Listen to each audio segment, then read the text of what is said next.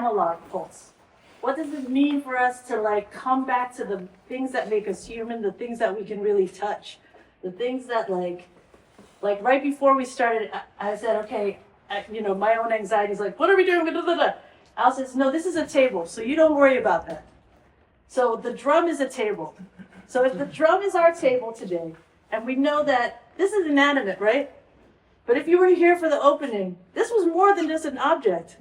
This was a conduit, right? This was the thing that gave us the heartbeat.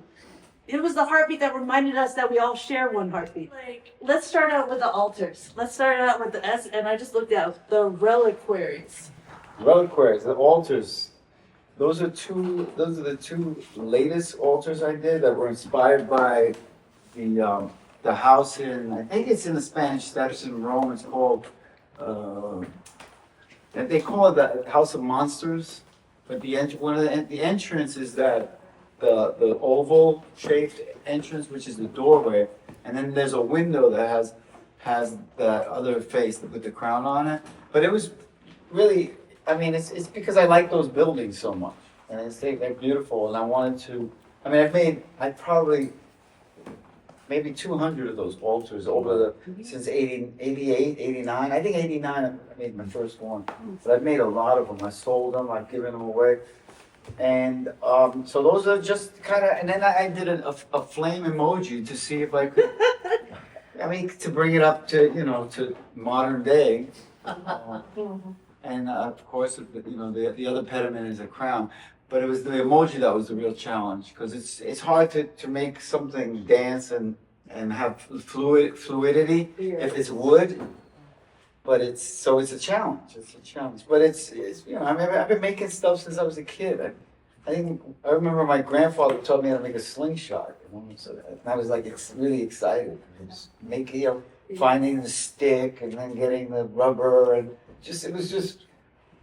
that was probably one of the first things that really inspired me to make stuff.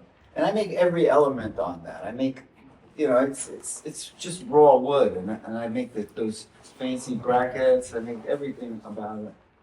And except of course, I got these mirrors and stuff from, like a 99-cent store. Reliquaries are based on, I was raised Catholic, but I'm not, I had this conversation earlier with somebody who asked me if I had faith. I said, I probably have faith, but I'm not very religious.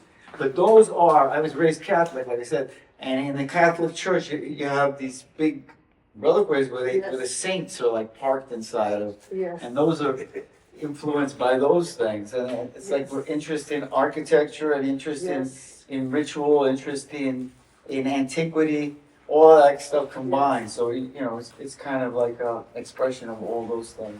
So you mentioned the slingshot, and it being sort of one of the first things that you learned to create. And as soon as you said that, I thought about the yo-yo, and I thought about all the street games that we see up there. So can you tell us a bit about the nostalgia and why games? Okay, well, earlier this year, I was offered to have, or late last year, I was offered a show in Montreal. And around the same time, I was getting all this mail because I was about to turn 65. So you get all this shit from Medicaid, right? Everybody wants you to go with them with your Medicaid thing. So obviously, I'm feeling not that I feel old, but I'm like, holy shit, I'm getting I'm gonna be a senior citizen.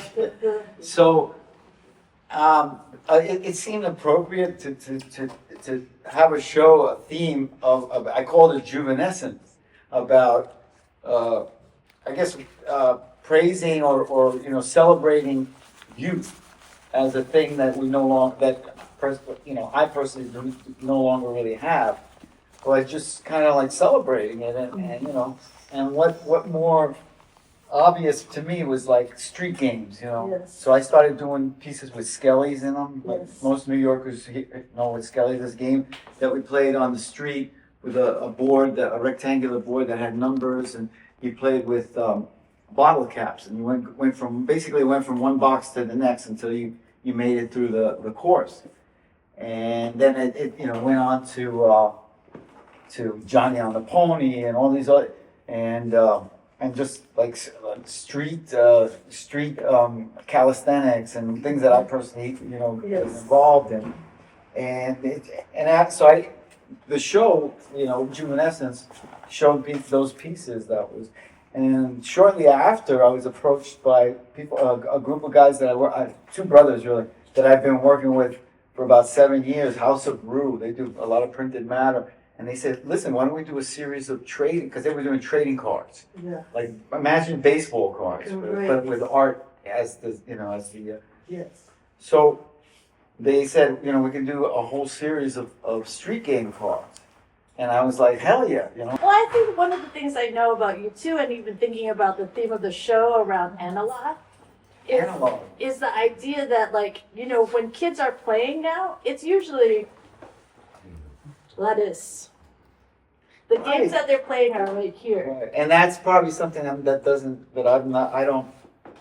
it doesn't make me happy to see that. Yes. Because I was, particularly active, physically active as a kid, and my entire generation was. And I think, there's a lot of, of adverse reaction to that, like, what a shame kind of thing. And it's just, once again, celebrating that, The real actually, time. actually, like, not, like, how many sutures I have in my head because, I fell down or I've had bicycle accident. We were Yes. doing stuff, we had Yes. fist fighting. We were, Yes. we were like, feeling it, Yes. And that's a very analog thing, right? Yes. I mean, what I do, I cut paper with scissors and use cardboard in my work. So it's, it's very non-digital. Yes. And that's really what that reference is to, It's, you cut yourself with a knife. That's right. And actually, that's a great segue to the knife box. So there's a knife, there's a box, there's a knife, there's the time bottle capsule. cap. There's the bottle cap that you mentioned. The skellies. And then there's there's kind of a knotted metal on the bottom. That's a skate key. Okay, so tell us all People about skate keys from the old skates where you would Yes. tighten the clamps in the front. So they were one size fits all thing. And I had to order that gun. I had to look for it on eBay. Like, who has a skate key? And like a lot of people don't know what a skate key is. So it was kind of like that, but it was that was for a show that was at the Theater for the New City that a friend of mine, Robert Fernandez, curated, and it was a nostalgia show. So that was it was purely, I have facsimiles of report cards from my first and second grade when I went to school on State Bridges across from Tompkins Square Park. So it was about New York, and I wanted to, so this is New York. I mean, Lower East Side guy. So that and the BBR, which is like a boys club center on 6th Street. I was just, and then of course the 007, which was like the pocket knife of choice for us. The 70s was a very violent time. So, you had, if you didn't get chased that day, it was a good day. So everybody carried a knife or something, I mean, that's just the nature of the beast. It was not a friendly world. So we grew up with that kind of readiness. And that's, I know you call those time capsules or somewhat time capsule, and I do feel like these large prints are also these beautiful portraits of the New York that is yours. And so I wonder if, what is the echo between the, the shadow box piece and these sort of larger pieces? Well, I mean, it's the background that these silk screens I did of a very large. I did these silk screens with Gary Lichtenstein in 2020, I think. They're images of, I think it's either Spanish Harlem or the Lower East Side, but I manipulated it so there's like a mirror image of the laundry hanging. Which is, I mean, that's something, we all grew up with it. Especially, I grew up in the projects, we couldn't do that. But in the tenements, everywhere, the tenements were filled with the backyards had laundry lines, and then it was something you saw. It was just part of the everyday. It was like the flag, the flag of the ghetto was somebody's a line of somebody's underwear. So it's very comforting because it's something familiar and it's it's a simpler times kind of thing, nostalgia. So, and then it's mixed with some of my writing that's a little bit, cynical or a lot cynical maybe, but. Can we talk about, or do you want to talk about this one yet? With the writing? Yes. Well, that's on a broader thing. As seasons rotate, empires ascend, prosper, descend, collapse, disappear, to be replaced. It's just about the continuum of that's the way it is. I mean, let's look at the fact that we're probably an empire in decline here, right? We've had our 250, we're at 248 years, so, time's up soon. And the way things are going, it looks that way. More and more every day. It's like we have like WrestleMania running the country. Oh my God, they're like heading up the education. Yeah, so there you go. I mean, it's part of the way, the cycle of things.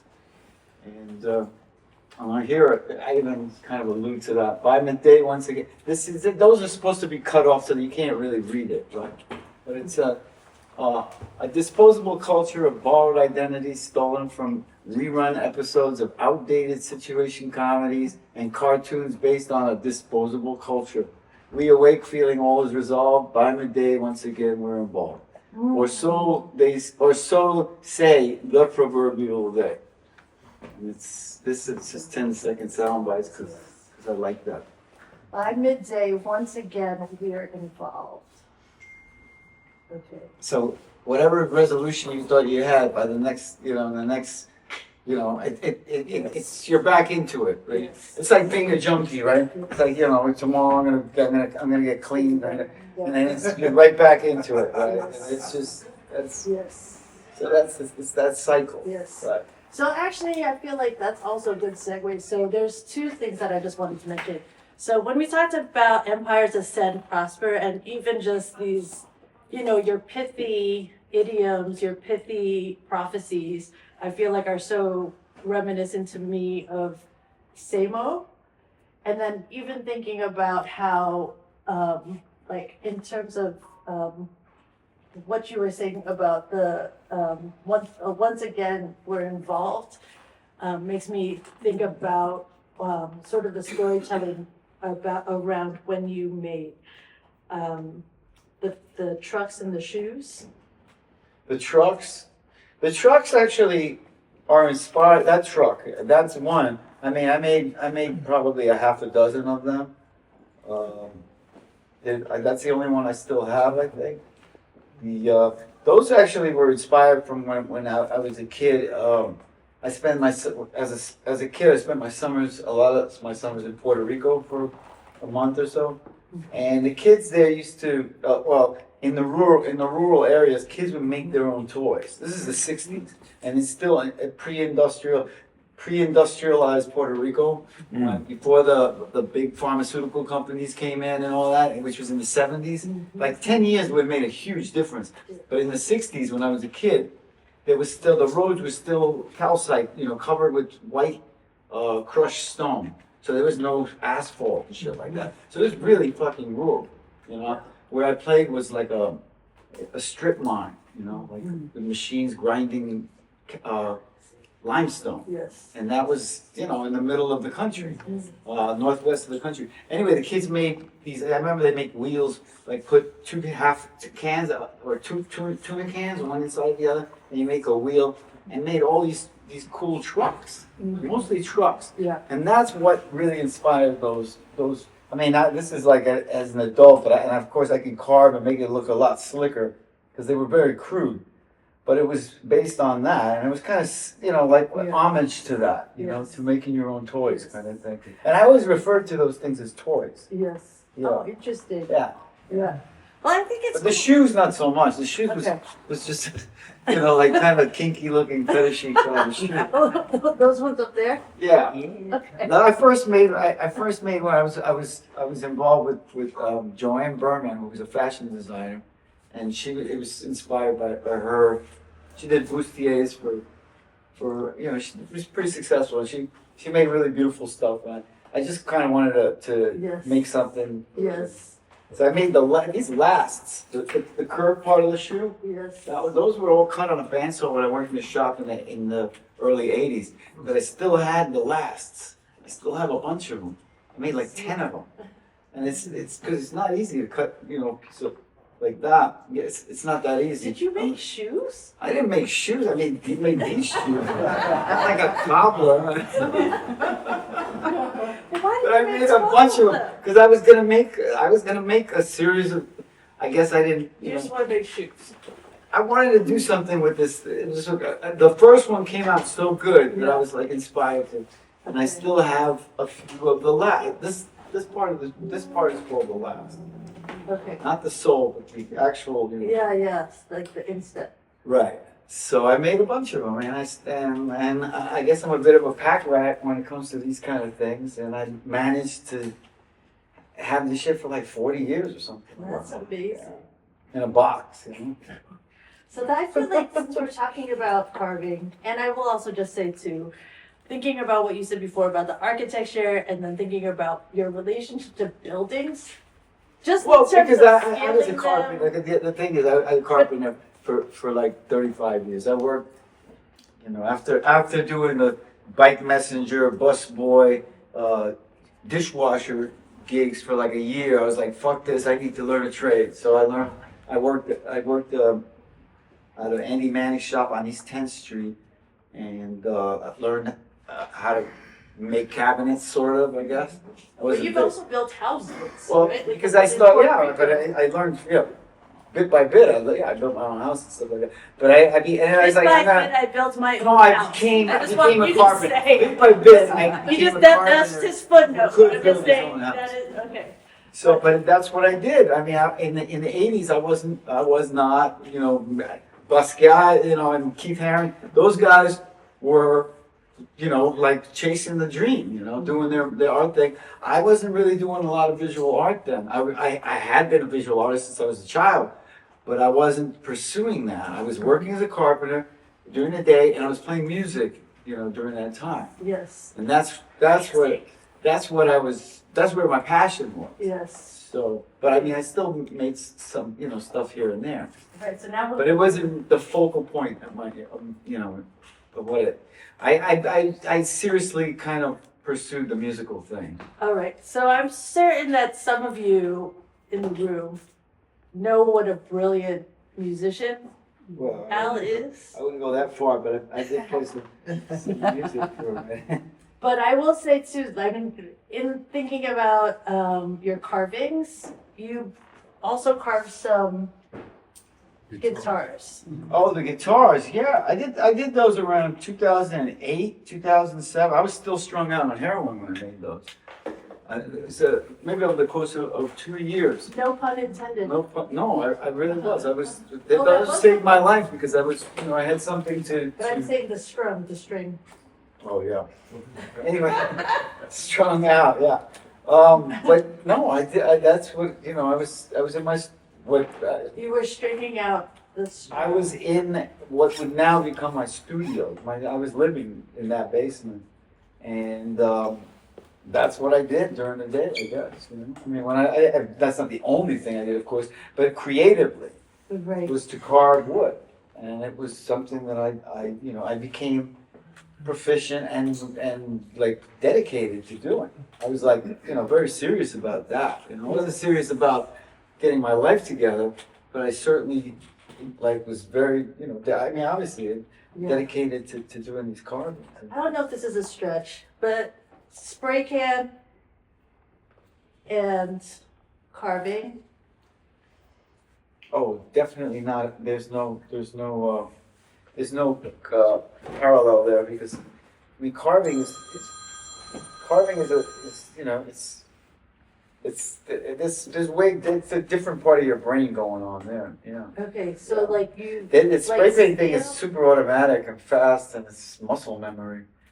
And And carving wood is, you have to to take a piece of something and to remove, and then, know what, you have to, it's You just, have to sort of imagine it it's before very, it's it's like, it's like fucking apples and tangerines or something. So you don't feel like you're understanding about like space on a wall on a building or like the flags that like you're understanding of space. I mean, in a very general way, but in terms of like, I would never compare the two. Those two. Yeah, Okay. I can't see a relationship in my case. Yes, yes. Yeah, Okay, that's the one to ask. yeah. And then, so musical instruments. So we have the guitars. We have these guys. These guys. So in the '80s, right, there was a band. I mean, I played in a few bands, but one in particular, the Metallophones. These guys. This is a conduit. This is electrical tubing, like what you see. But it's got like resonant quality. So I recorded with these things, and it was a lot of fun. And then I made wood blocks too. These are pretty fucking cool, if I say so. So, it's the instruments that I actually, I mean, these are like new versions, but I actually, played them in bands and stuff like that. So it means a lot to me, and then the fact that I can still make them, and it's just, I don't know. Once again, it's stuff I did, analog stuff I make with my hands that I wanted to show off. Right. So far the tally is the things that you make with your hands are, you have the wet paint stuff, you have this, you have your sculptures, you have, and you have music. So, we're going to take a commercial break and listen to some of your music. So you'll hear the Metallophones just coming right in. Not telephone. Hear those really high pitched things? That's you? Is that? Yeah. Well, that's a similar one. That one, I don't know what happened to it. It's like a long time ago. All right, that. What song is that? This is Rubber Me Road by Liquid Liquid. And then, of course, there's this tune that I play wood blocks on. Wood blocks plus a rack of Can we percussion. make this one louder? See the All the way up. All the way up. It's Raimonto. Give it to us just to do the right thing. Became a whole walk with big no feet. Makes me feel real bad. Every time I see another phone, Anyway, so that's it. You get it. So yeah, so musical instruments was, percussion instruments. Kind of an important thing to me. And making the stuff is, once again, I mean, I didn't make everything I played, but I did. I was able to make some, few objects here and there. So I feel like that song that you just played, Bebop, is so iconic. And so let's go to Hipster Head. Hipster Head, the guy in the Let's back. go to Hipster Head. So that was Samo inspired.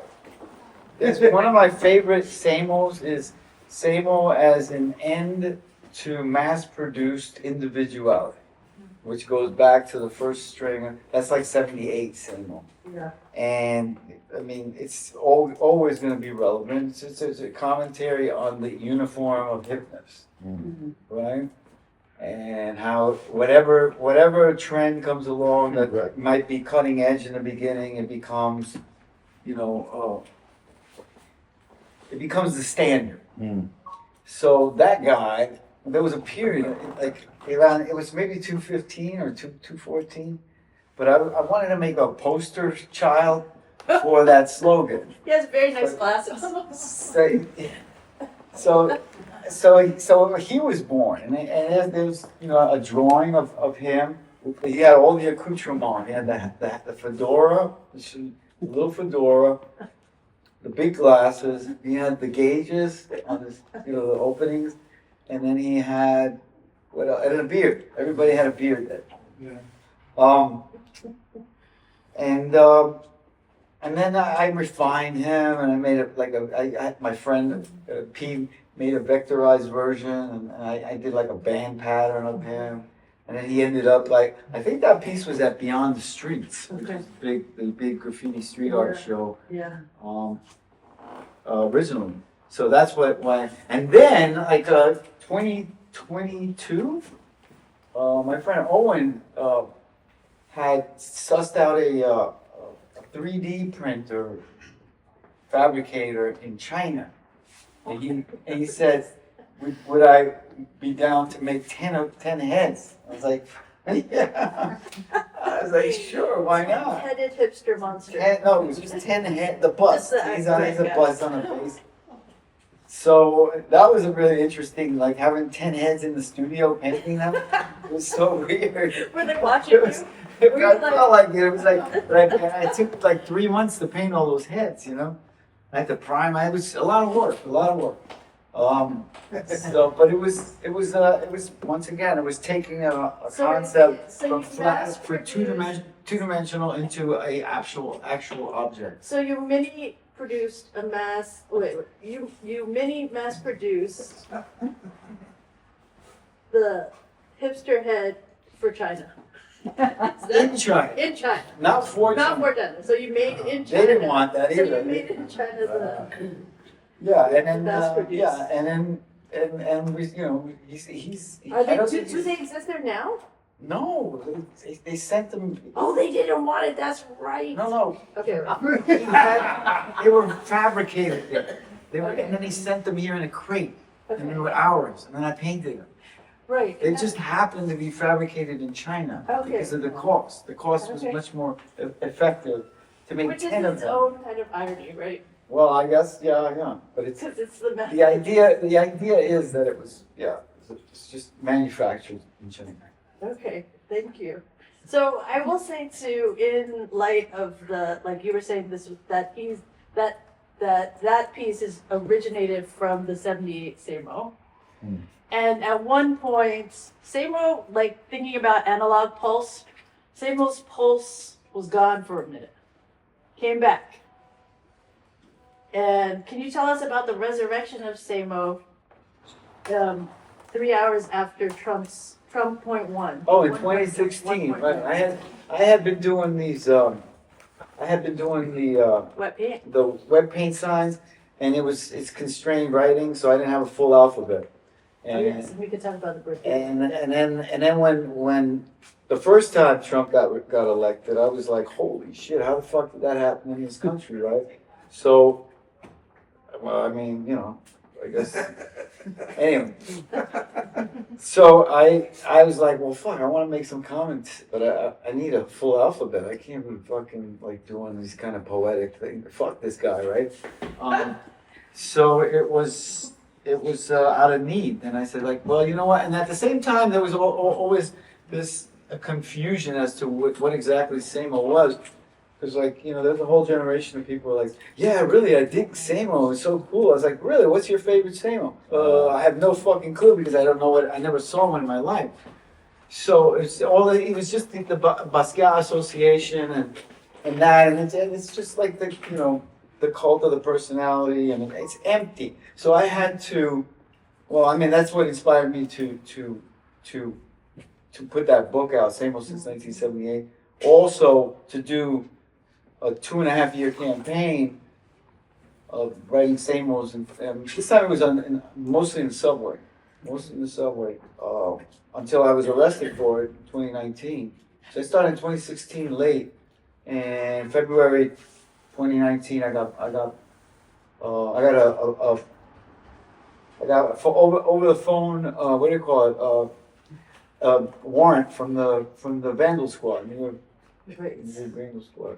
Was that before or after they gave you that certificate? It was the same week. This is what's fucking crazy, which got me an article in the, what do you call it, the Wall Street Journal, because it was so ridiculous. Because I had been given a award from the city. It was Mayor de Blasio's office, and the Brooklyn Borough President gave me like these certificates, like for my contribution to street culture. And at the same time, I got a fucking warrant for the same exact thing. As you're talking about that, I'm thinking about your graffiti alphabet, and then also just like sort of your, I don't know, your relationship to language, your relationship to letters. Shout out to Flint and the other pioneers out here around graffiti. So I just want to ask about the alphabet. The alphabet was a project. I mean, I've had an alphabet since I was a graffiti artist. That was like kind of the thing to do, especially if you like went to high school of art and design or something. You kind of took it one step further, and you don't just do your name; you could do everything. So I always had an alphabet. That was for a course that was, we did City of Kings, the history of New York City Right. graffiti. That was And can we clap it up for that? the book that the catalog, the book is basically a textbook. You can teach a college course, and Mariah did just that. She taught she's teaching a college course presently, and she needed some teaching aids, so I made that catalog. I mean that alphabet, and then it was vectorized, and then once again, because it's an art school or an art program at the school, they have 3D printers, and they made the whole alphabet in 3D. So I wanted to, kind of like, hey, look, I just drew this shit, and it ends up in, as a tangible object, which is, part of kind of the theme of the show, is, making tangible objects Yes. from two-dimensional ideas or whatever. And I'm just going to repeat what you just said, because I think there's something so beautiful about the poetry of what you're just saying, which is, what does it mean to make your letters and your words and your deeds tangible? Like, what does it mean? I mean, in the anecdote, it's a 3D printer, right? Right. But I feel like on a deeper level, it's also about like, what are the things that are ephemeral? What are the things that don't last? But then what are the things that do? And just like, even thinking about the, I don't know, I just think about, your gift to the planet has been around both the permanence and impermanence of words, like the ways that we relate to each other through what we listen to. Anyway, but I wonder if you can, we didn't talk about the skateboard. I didn't know if you wanted to talk. I did that with Brett Stein from New York State of Mind. Shout out to Brett. It was just a New York thing, It's the coffee cup, the famous coffee cup with the Greek key and all that, Right. that we all recognize instantly, and we wanted to celebrate that. So it's just do the actual coffee cups. He opened each one up, Right. flatten them out, new cups, unused cups, and then we proceeded to glue them in, and we trimmed all the stuff we couldn't use on the rolled up cup, and glued them onto the skateboard as a band pad. Yes, I actually love that. But it's once again, it's an homage to New York, like King Kong. Yes, and aggressive, King Kong. sarcastic, and rude. And like I went to 11th grade twice. I was asked to leave art and design, high school of art and design in 11th grade, and I ended up at City as a school, which is where I met Jean-Michel Basquiat.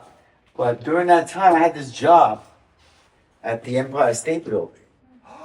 I was selling hot dogs and beer on the 86th floor. That was one of my first jobs.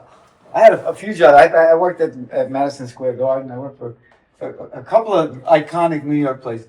But I was working here on the 86th floor when the 13th jumper jumped off. The guard fainted. Yeah. After that, they made it so that you couldn't do that anymore.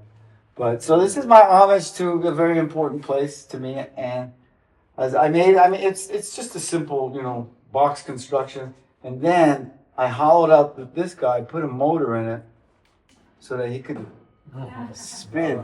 So that's my moving mechanical. Anyway, But I got a big kick out of him.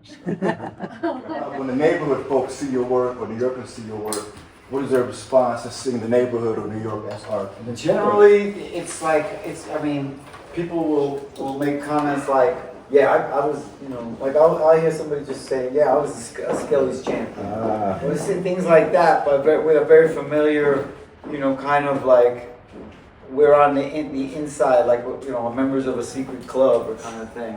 So, and that's really that's really pretty, always the nicest thing. Yeah. Because it's so unassuming, it's just natural, you know? Right. But it's, yeah, that's what I try to extract, if anything. Yeah. But not always, because this, you know, it's funny, I did a show in Phoenix once, and it was like, what is this shit? How does living in the digital world change your focus? How does that enter your work? Well, you know, I mean, we have to, like, what do they say, like, stay with the pack or move out the way, kind of, you know. So, I mean, I do use social media platforms for like Instagram and shit like that. So, and I use a computer every day, and I have a printer at home, and I have a scanner and all that stuff. So we do have to, you know, I mean, I'm not a tech guy, or, you know, but I do use technology, and it's. I mean, we have to, you know, we have to do it, and to survive. Otherwise, you know, I mean, Luddites are, you know, like, you kind of, you know, you kind of miss out on a lot of stuff too. But I mean, that doesn't mean that you're you know. I mean, I type with one finger, you know. It's true.